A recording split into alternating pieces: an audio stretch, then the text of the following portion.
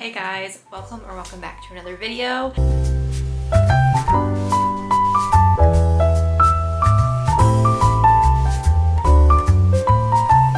Today we're going to do something that I'm a little nervous about doing, and that's going to be going through my TBR cart and looking at every book that I have to read on my TBR and then counting those and seeing how much that is. I've never counted to see how many books are on my physical TBR, but as you can see, my cart is a little bit overflowing. We've got rows in the front, books on top, rows in the back. There's a lot going on, and there's not a lot of rhyme or reason to it as well. Feel free to judge me for all the books I haven't read.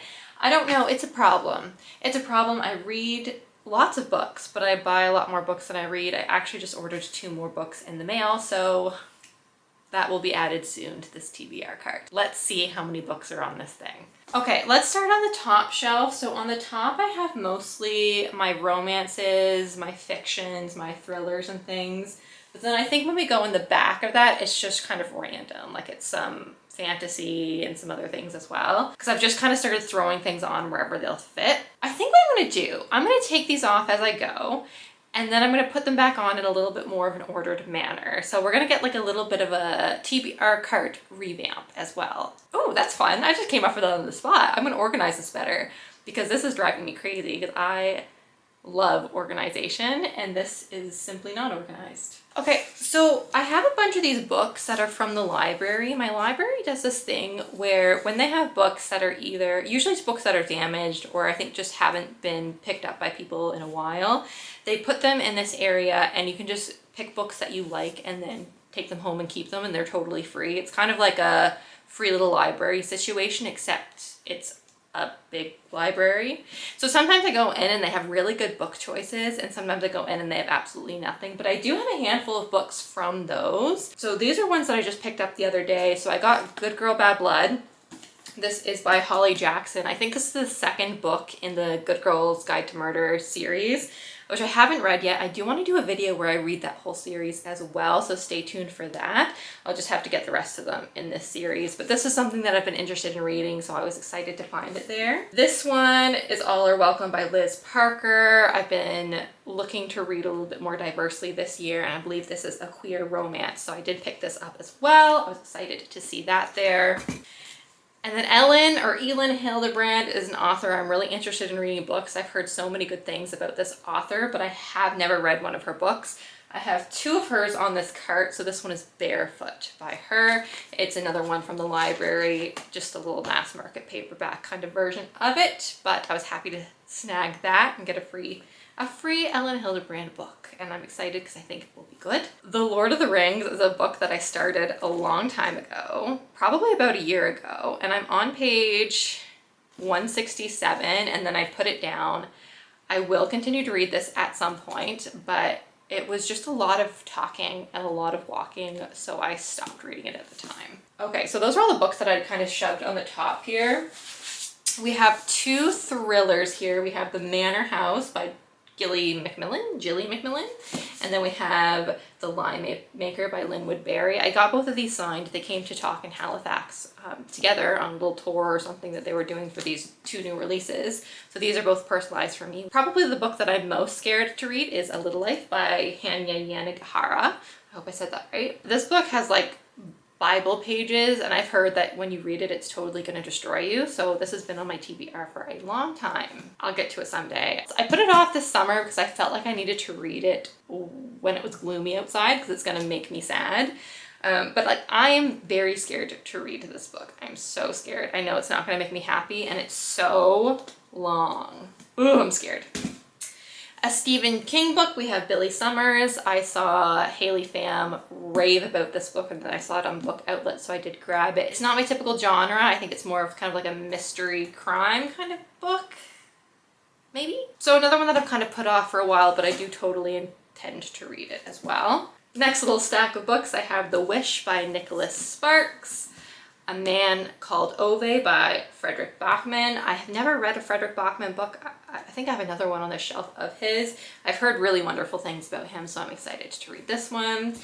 And then The 7 Husbands of Evelyn Hugo by Taylor Jenkins Reid is a well-loved book by many. It's been kind of a book talk, booktube favorite for such a long time. And I did find this one actually at a free little library, which I was shocked because usually you don't see like really, really popular books in there. So this came home with me and then I've just never picked it up. I've enjoyed all the other Taylor Jenkins Reid's books that I've read. Those kind of literary fiction books are never my favorite, so I think that's why I haven't picked this one up, no matter how popular and how many recommendations I've gotten for it.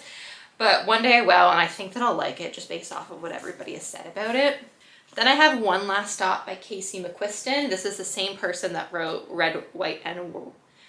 That's a tongue twister. Red, White, and Royal Blue. And this is another queer romance. I've heard that this one is not as good as her other book, but I am still interested to read about it. It sounds really cute, so this will be definitely something I read probably relatively soon. A Kristen Hanna book called The Firefly Lane. Kristen Hanna is a super popular author. She's had some really well-known books, especially some of her more recent books have just been very well loved.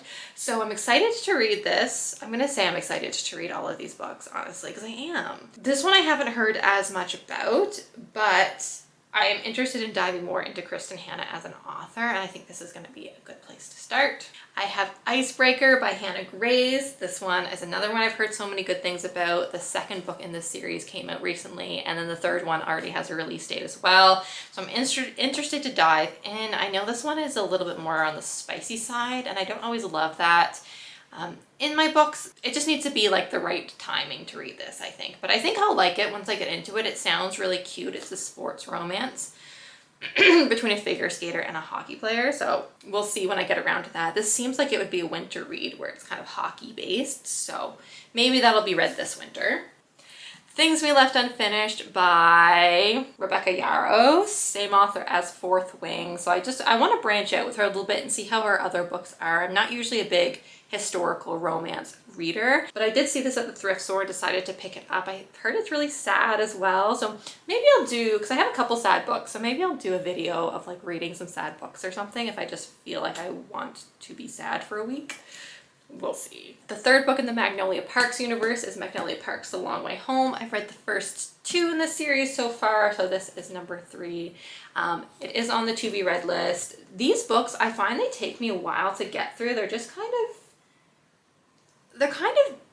dense reads. Like I cannot fly through them. That's why I haven't read this one yet. And this one's close to 600 pages. If not, it is 600 pages.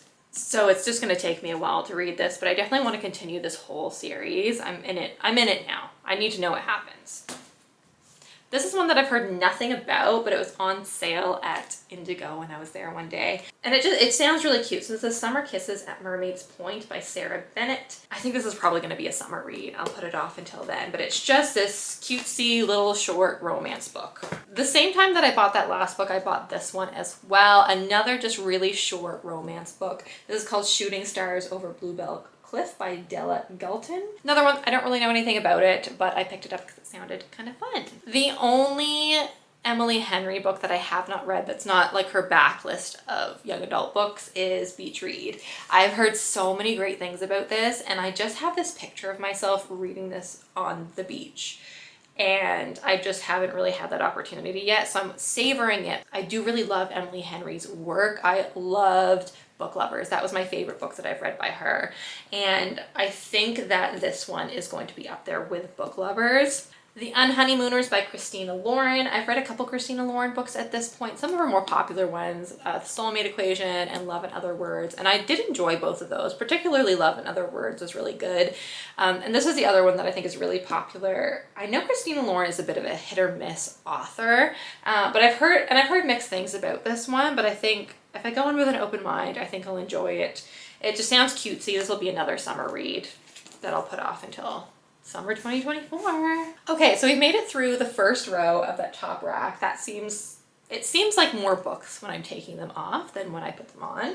So now let's jump to the bottom shelf. I have another Kristen Hanna book. This is The Great Alone. I did find this one at a thrift store as well, so that was a nice, oh, what's in it? Oh, that's my receipt. So that's, if I'm in the mood for a historical romance, I will pick this one up. Is it a historical romance or is it just historical fiction? I don't know. Recently, these books, the Boys of Tommen books by Chloe Walsh, have been slowly coming out here in Canada as they get traditionally published. So I do have the first one. I was really excited to pick this up because I've heard so many great things about it, but this book, it's like the size of a hardback, so it's really big, and the font is so small. So it's kind of deceiving because it looks like it's just a short little book, but I know it's going to take me a while to read. But I'm excited to dive into this world because I know that people love these characters so much. And then there's 3 more books I think out in this series right now. The bottom shelf here in the front is mainly fantasy, which I think is maybe what I have the most on my to be read about. Because I have kind of this whole front row, and then a lot of these in the back here as well are also fantasy.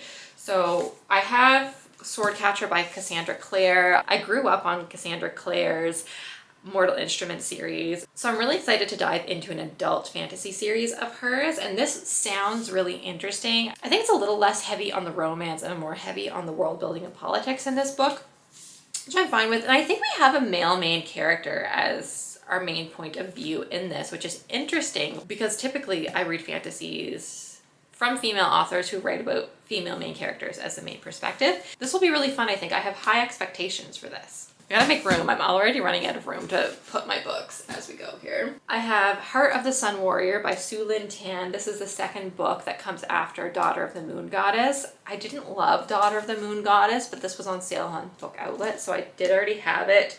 And I will read it one day, but it's not a priority to me because I didn't love the first one, and I've heard the second one is not as good as the first one. I think Japanese-inspired fantasy is just not my preferred genre of fantasy, and that's why. But it is a very magical, whimsical world, so I see why people enjoy it. My second most feared book on this bookshelf is The Priory of the Orange Tree by Samantha Shannon. This is a brick. Look how big that is. That's the size of my head.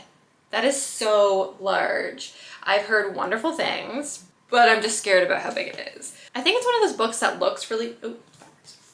I think it's one of those books that looks really big and scary, but then when you actually get into it, it's not as dense as you think it is because the pages are thick, first of all, and the margins are pretty wide as well. So it's not as long as you think it is, but I just need to get over that hurdle in my head and just sit down and enjoy that darn book.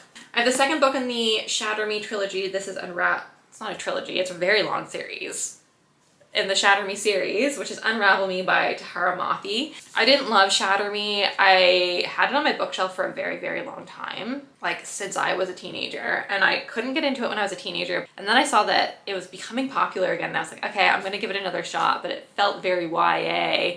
So this won't be a priority for me to pick up, but I will one day get into this to see if I enjoy this. I think if I don't enjoy this book, I won't continue the series because I have so many books to read, as you can see. Yeah, but I have it. They're quick reads, but very young adult, which just isn't entirely my thing. And then the second book in the, what is this series? Oh, the Shadow and Bone trilogy by Leigh Bardugo. This is Siege and Storm. I enjoyed the first book. I gave it 4 stars. Again, I've kind of heard that the second and the third book in this series aren't as good as the first one, but I do want to commit and read the whole series before I jump into Six of Crows, because I've tried to read Six of Crows in the past and I didn't have a good basis of the world building, so I couldn't get into it.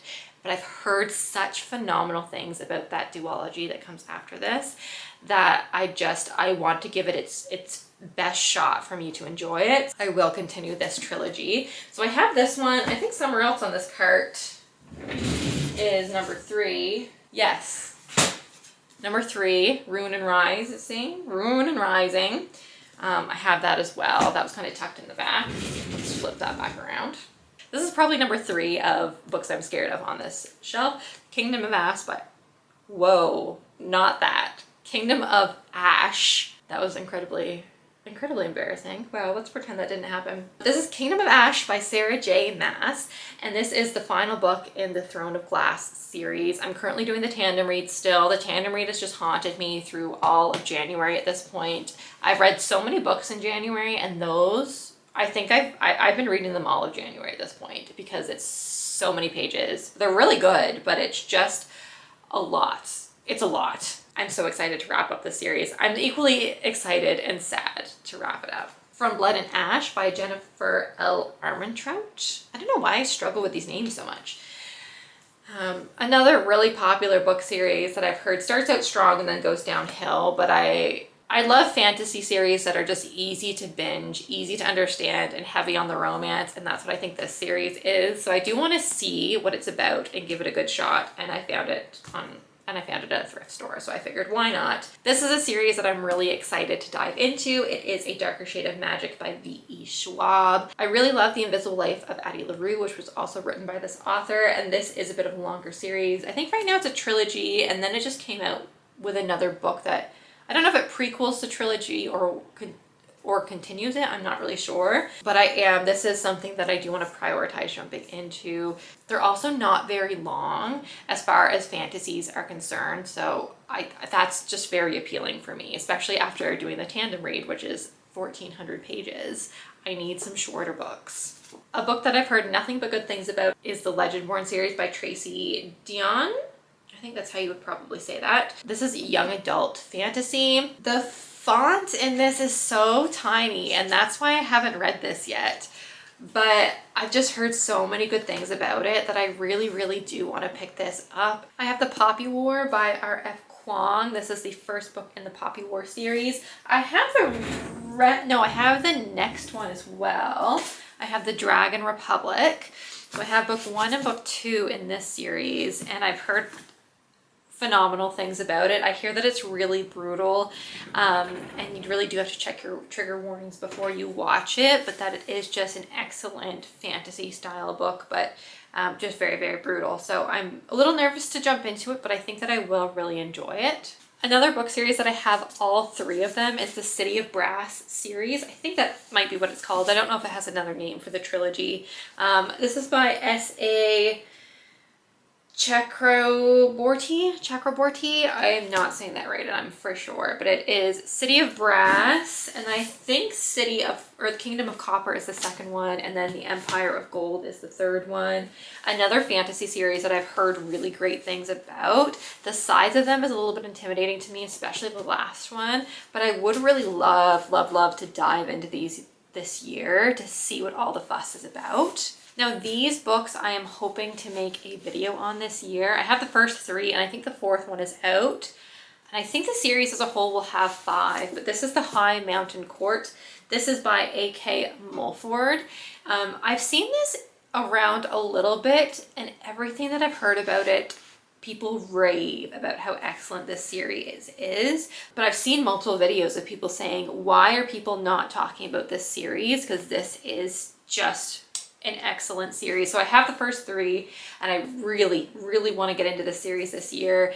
I think they all follow different perspectives, and again, they're not very long. They're just short little fantasy books, so I can definitely get through these this year. I'm really hoping. I have kind of set a high bar for myself this year about the number of books I'm going to get through, so we'll see if I actually attain any of my goals, but stay tuned, I guess. It's only January. I've got a lot of the year left. Okay, so I've now made it through all of the front books on the cart, and even some of the back books too.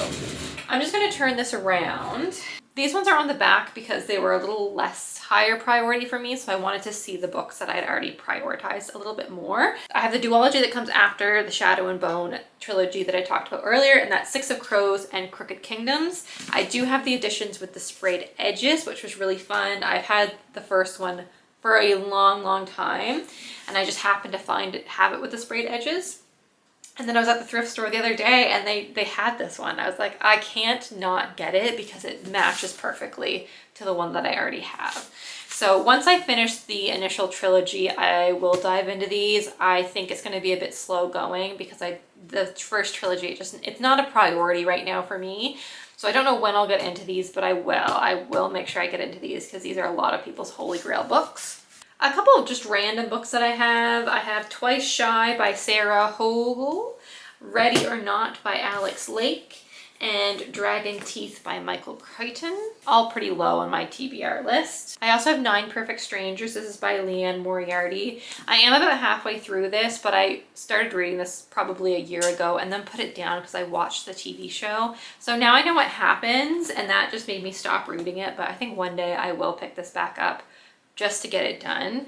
Because I was really enjoying the book, and that's why I started watching the TV show. And I told myself I was only going to watch the TV show up until as far as I'd read in the book, and I didn't. I just continued to watch the show. So I did that to myself. The Maid by Nina Prose. I've seen this book around quite a lot, and I think the sequel to this just came out as well. This is a mystery, and I'm not very drawn to the mystery genre, so I haven't gone to pick this up yet, but I've heard good things, so I will get around to this one day. I had the first book in the Crescent City series, House of Earth and Blood by Sarah J. Maas.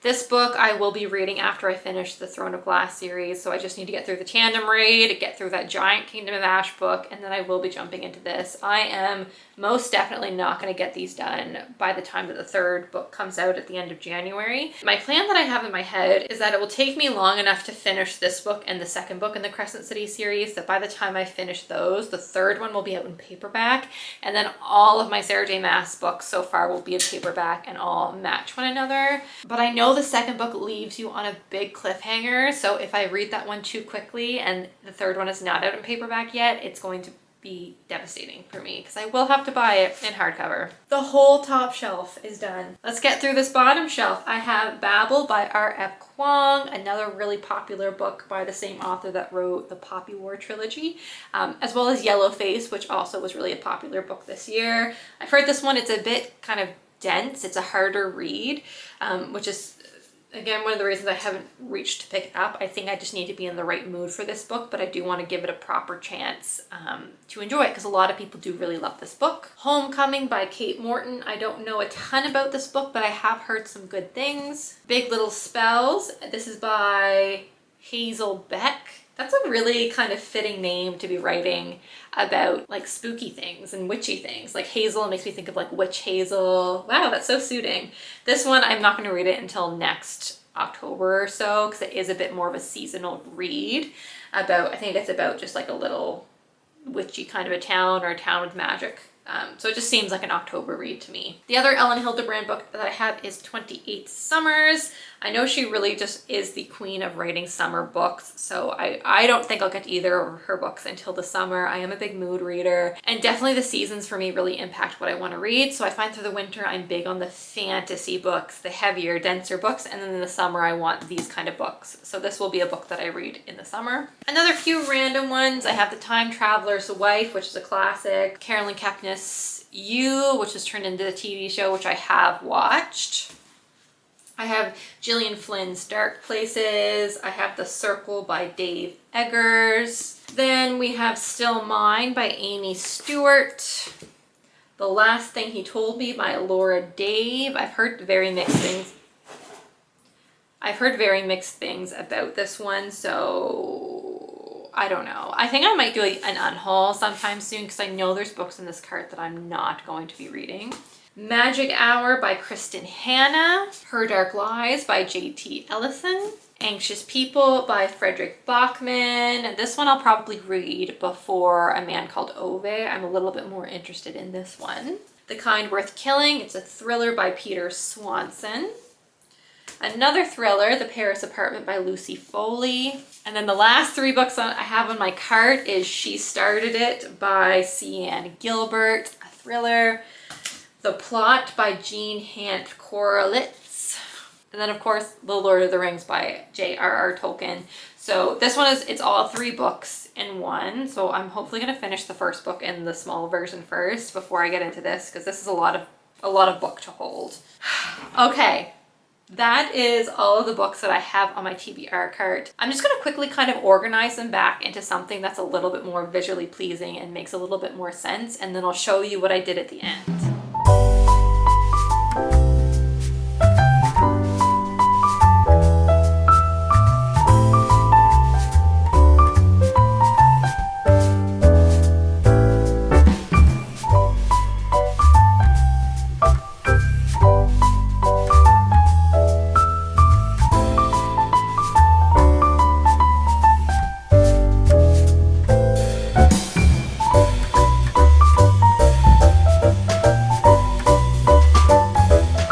Okay, so it's not perfect, but I just want to show you guys what I ended up doing. I do just have too many books to fit on this cart, and that's why I'm like there's just no way to organize it perfectly.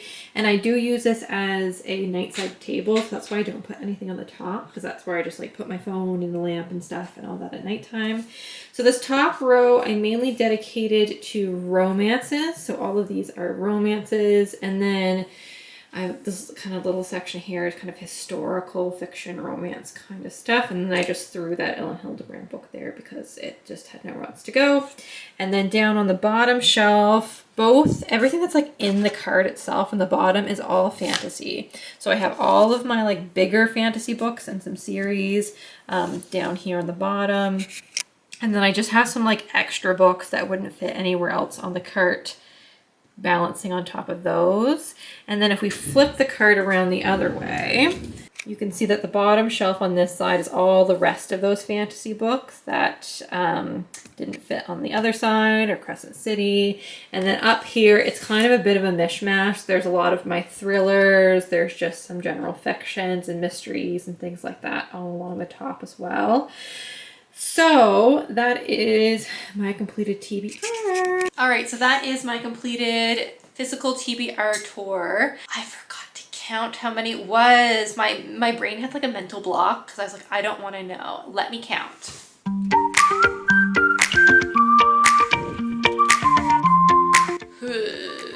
It's 66.